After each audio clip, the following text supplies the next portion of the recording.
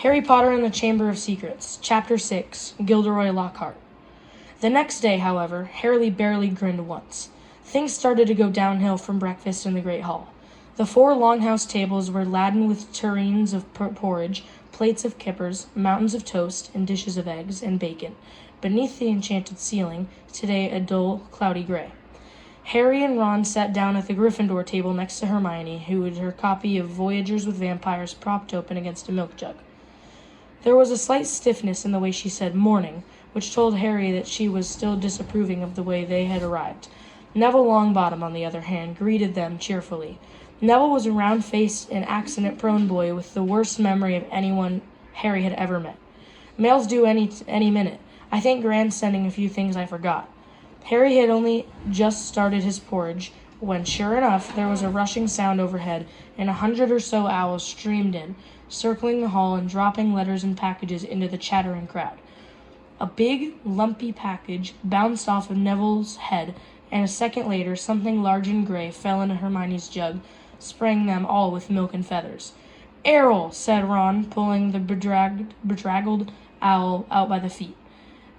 Errol slumped, unconscious, onto the table, his legs in the air and a damp red envelope in its beak.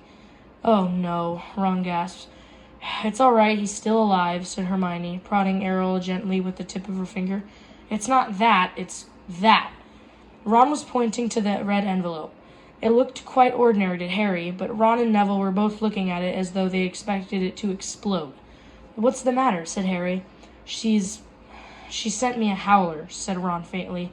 "You'd better open it, Ron," said Neville in a timid whisper. It'll be worse if you don't. My gran sent me one once, and I ignored it, and..." He gulped. "It was horrible." Harry looked over to their petrified faces to the red envelope.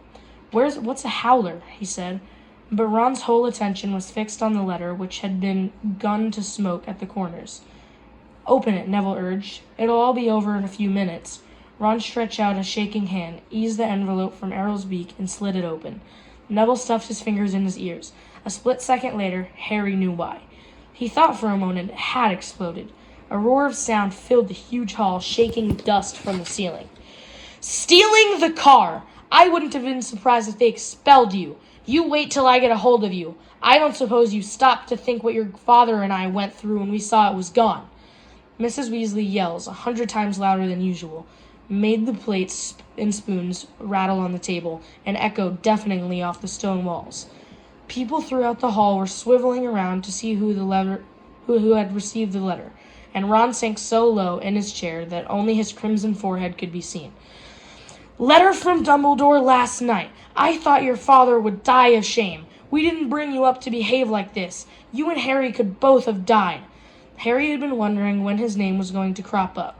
He had tried very hard to look as though he couldn't hear the voice that was making his eardrums throb. "Absolutely disgusted.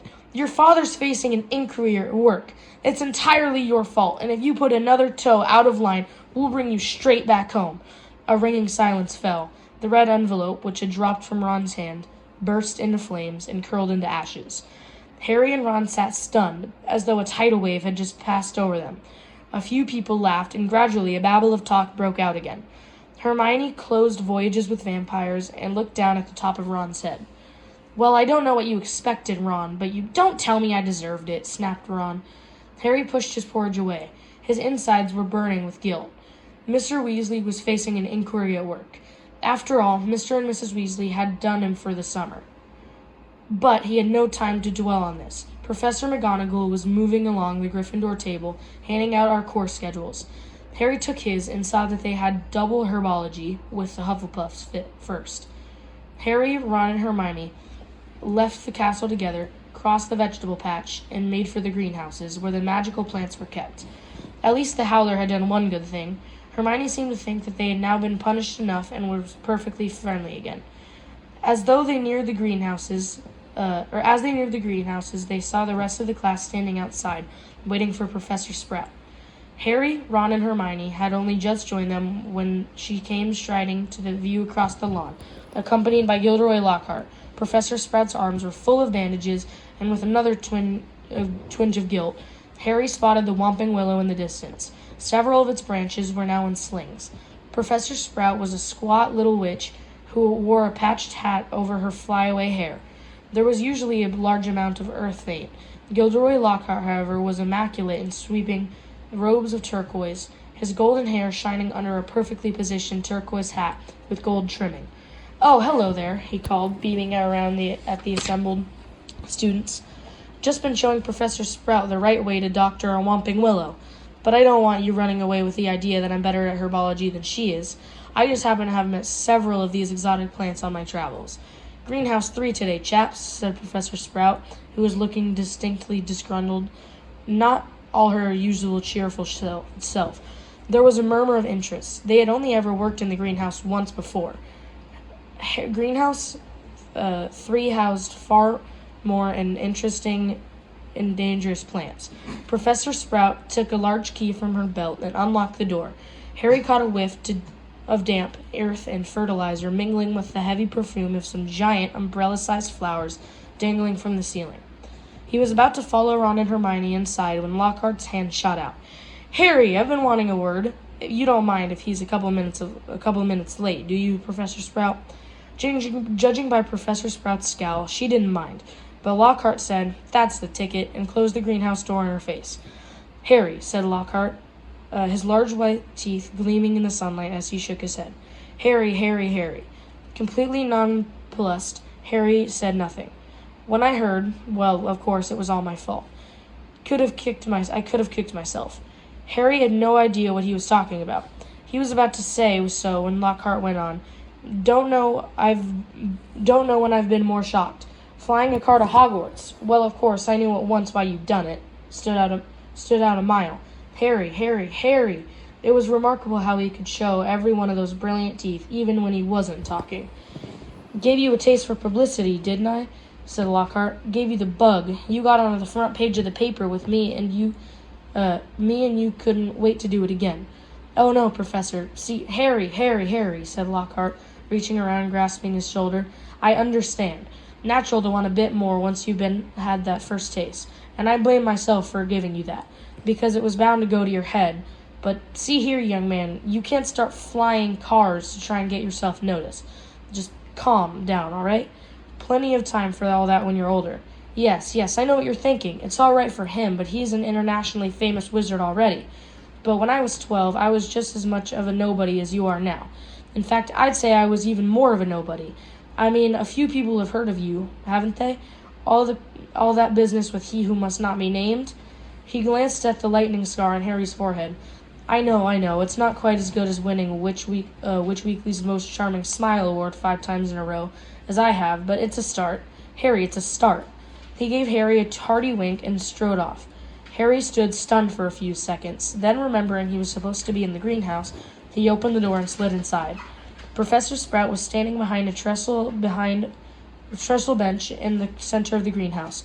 About 20 pairs of different colored earmuffs were lying on the bench.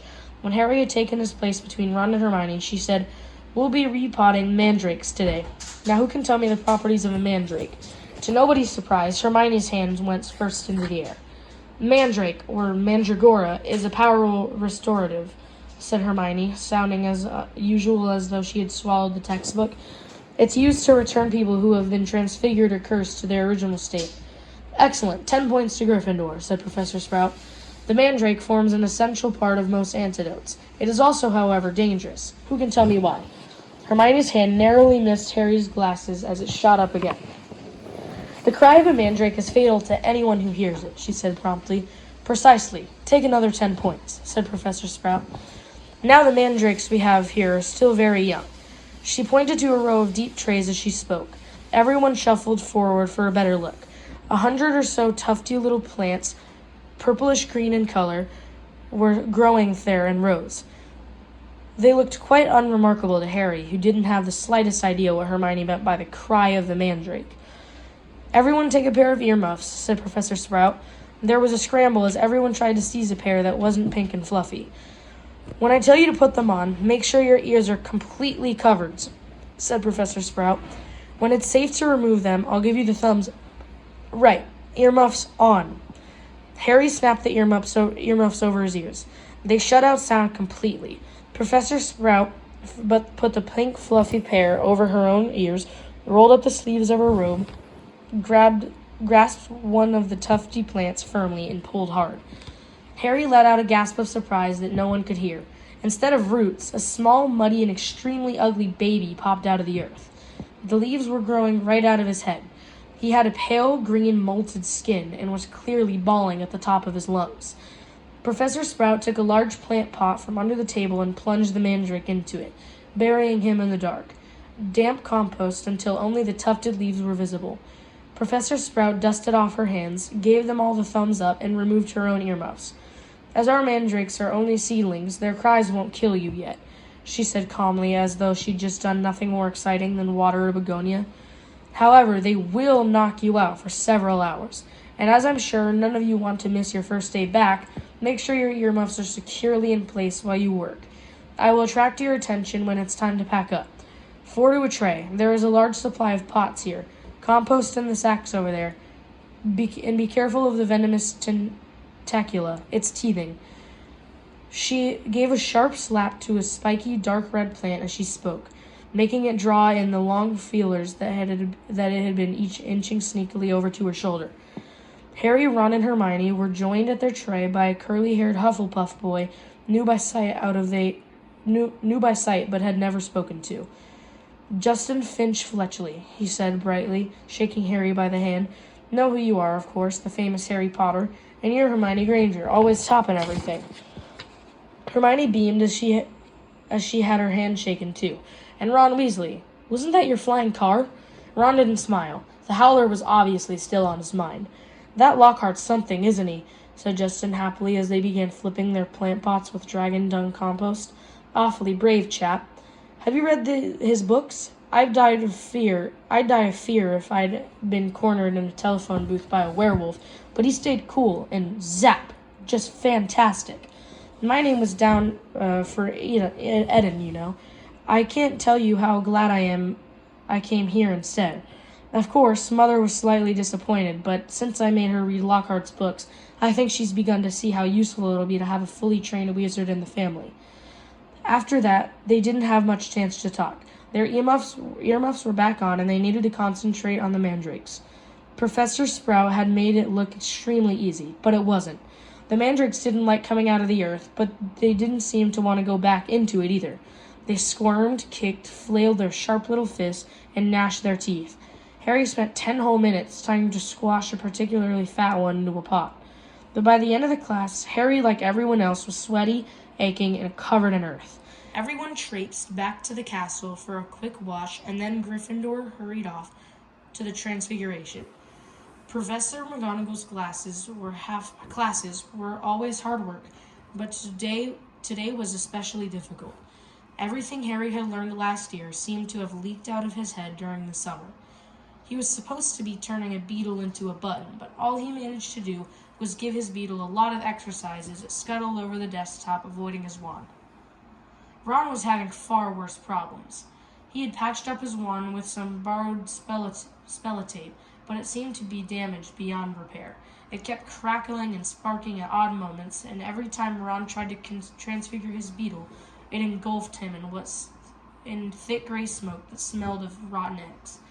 Unable to see what he was doing, Ron accidentally squashed his beetle with his elbow and had to ask for a new one. Professor McGonagall wasn't pleased. Harry was relieved to hear the lunch bell. His brain felt like a wrung sponge. Everyone filed out the classroom except him and Ron, who was whacking his Ron furiously on the desk. Stupid, useless thing. Write home for another one, Harry suggested as the one let off a volley of bangs like a firecracker. Oh yeah, and get another howler back, said Ron, stuffing the now hissing wand into his bag. It's your own fault your wand got snapped. They went down to lunch, where Ron's mood was not improved by Hermione showing them the handful of perfect coat buttons she had produced in Transfiguration. What have we got this afternoon? Said Harry, hastily changing the subject. Defense against the dark arts, said Hermione at once. Why? Demanded Ron, seasoning her schedule. Have you outlined all Lockhart's lessons in little hearts? Hermione snatched the schedule back, blushing furiously. They finished lunch and went outside to the overcast courtyard. Hermione sat down on a stone step and buried her nose in Voyages with Vampires again. Harry and Ron stood talking about Quidditch for several minutes before Harry became aware that he was being closely watched. Looking up, he saw the very small, mousy-haired boy he'd seen trying on the sorting hat last night, staring at Harry as though transfixed. He was clutching what looked like an ordinary Muggle camera, and the moment Harry looked at him, he went bright red. "All right, Harry, I'm Colin Creevey," he said breathlessly, taking a tentative step forward. "I'm in Gryffindor, too. Would it be all right if... Can I have a picture?" he said, raising the camera hopefully. "A picture?" Harry repeated blankly.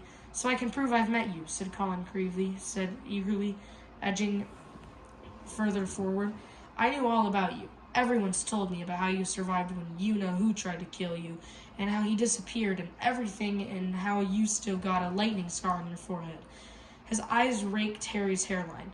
"And a boy in my dormitory said if I develop the film and the right potion, the pictures will move." Colin drew a great shuddering breath of excitement and said, "It's amazing here, isn't it? I never knew all the odd stuff I could do was magic till I got the letter from Hogwarts. My dad's a milkman. He couldn't believe it either, so I'm taking loads of pictures to send home to him. And it'd be a really good one if I had one of you." He looked imploringly at Harry. "Maybe your friend could take it and I could stand next to you. And then, could you sign it?" "Signed photos? You're giving out signed photos, Potter?" Loud and scathing, Draco Malfoy's voice echoed around the courtyard. He had stopped right behind Colin, flanked as he always was at Hogwarts by his large and thuggish cronies, Crabbe and Goyle. "Everyone line up," Malfoy roared to the crowd. "Harry Potter's giving out signed photos." "No, I'm not," said Harry angrily, his fist clenching. "Shut up, Malfoy. You're just jealous," piped up Colin, whose entire body was about as thick as Crabbe's neck.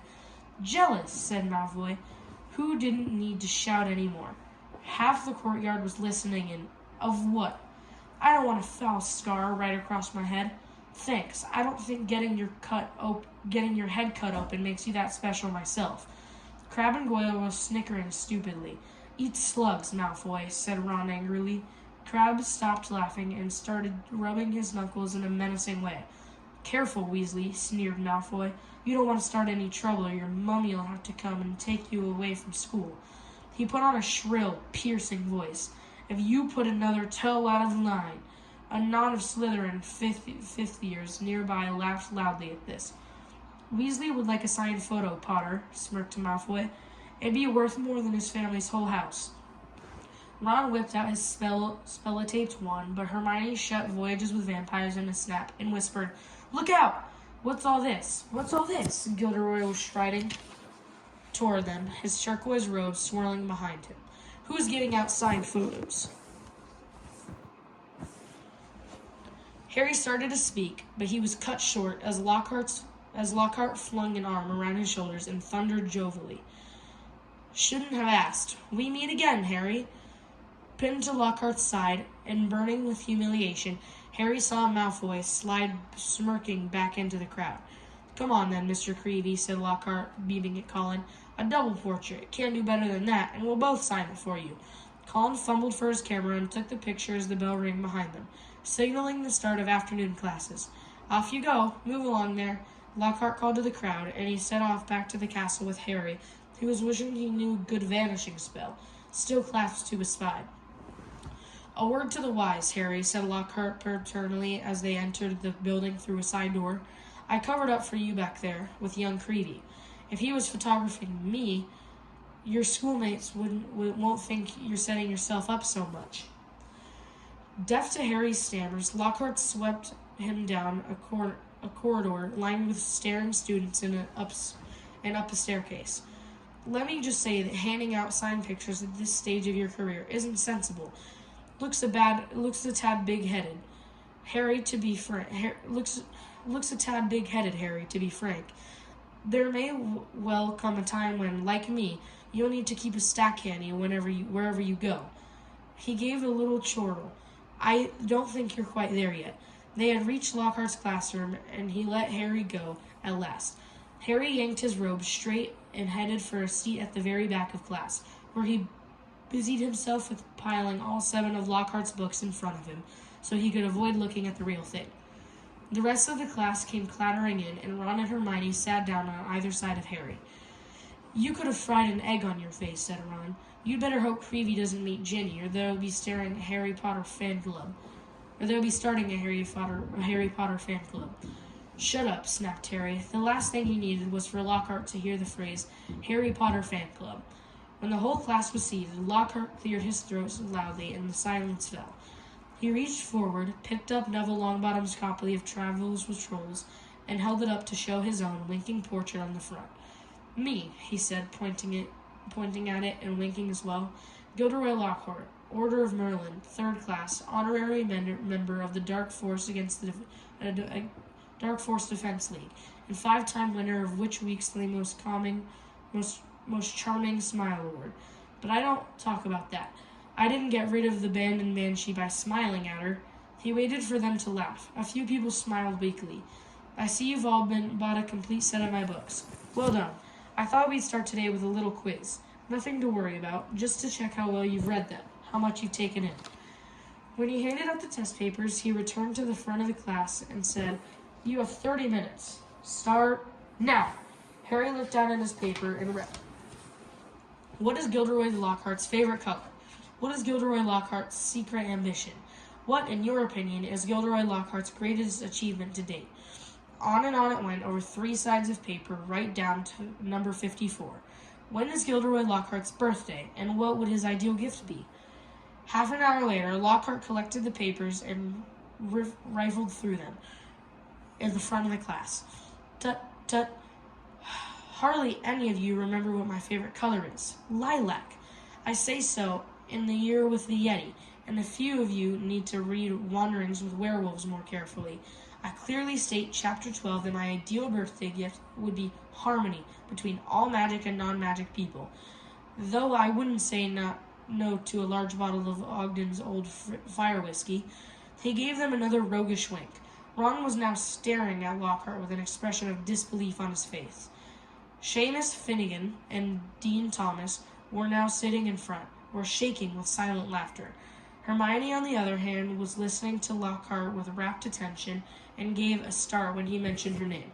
"But Miss Hermione Granger knew my secret ambition is to rid the world of evil and market my own range of hair care potions. Good girl, in fact." He flipped her page over. "Full marks. Where is Miss Hermione Granger?" Hermione raised a trembling hand. "Excellent," beamed Lockhart. "Quite excellent. Take 10 points for Gryffindor. And so, to business." He bent down behind his desk and lifted a large covered cage onto it. "Now, be warned, it is my job to arm you against the foulest creatures known to wizard kind. You may find yourselves facing your worst fears in this room. Know only that no harm can befall you whilst I'm here. All I ask is you remain calm." In spite of himself, Harry leaned around his pile of books for a better look at the cage. Lockhart placed a hand on the cover. Dean and Seamus had stopped laughing now. Neville was cowering in his front row seat. "I must ask you not to scream," said Lockhart in a low voice. "It might provoke them." As the whole class held its breath, Lockhart whipped off the cover. "Yes," he said dramatically, "freshly caught Cornish pixies." Seamus Finnegan couldn't control himself. He let out a snort of laughter that even Lockhart could mistake for a scream of terror. "Yes?" he smiled at Seamus. "Well, they're not very dangerous, are they?" Seamus choked. "Don't be so sure," said Lockhart, waggling a finger annoyingly at Seamus. Devilish tricky little blighters they can be. These pixies were electric blue and about 8 inches high, with pointed faces and voices so shrill it was like listening to a lot of budgies arguing. The moment the cover had been removed, they had started jabbering and rocketing around, rattling bars and making bizarre faces at the people nearest them. Right then, Lockhart said loudly, "Let's see what you can make of them," and he opened the cage. It was pandemonium. The pixies shot in every direction like rockets. 2 of them seized Neville by the ears and lifted him up into the air. Several shot straight through the window, showering the back row with broken glass. The test proceeding to wreck the glass room more effectively than a rampaging rhino. They grabbed ink bottles and sprayed the class with them, shredded books and papers, tore pictures from the walls, unpended the wastebasket, grabbed bags and books, and threw them out of the smashed window. Within minutes, half the class was sheltering under desks, and Neville was swinging from the iron chandelier in the ceiling. "Come on now, round them up, round them up. They're only pixies," Lockhart shouted. He rolled up his sleeves, brandished his wand, and bellowed, "Pescipisti Pistronomy." It had absolutely no effect. One of the pixies seized his wand and threw it out of the window, too. Lockhart gulped and dived under his own desk, narrowly avoiding being squashed by Neville, who fell a second later as the chandelier gave way. The bell rang, and there was a mad rush toward the exit. In the relative calm that followed, Lockhart straightened up, caught sight of Harry, Ron, and Hermione, who were almost at the door, and said, "Well, I'll ask you three to just nip the rest of them back into their cage." He swept past them and shut the door quickly behind him. "Can you believe him?" roared Ron as one of the remaining pixies bit him painfully on the ear. He just wants to give us a hands-on experience," said Hermione, immobilizing two pixies at once with a clever freezing charm and stuffing them into their cage. "Hands-on," said Harry, who was trying to grab a pixie dancing out of reach with its tongue out. Hermione, he didn't have a clue what he was doing. "Rubbish," said Hermione. "You've read his books. Look at all those amazing things he's done." "He says he's done," Ron muttered.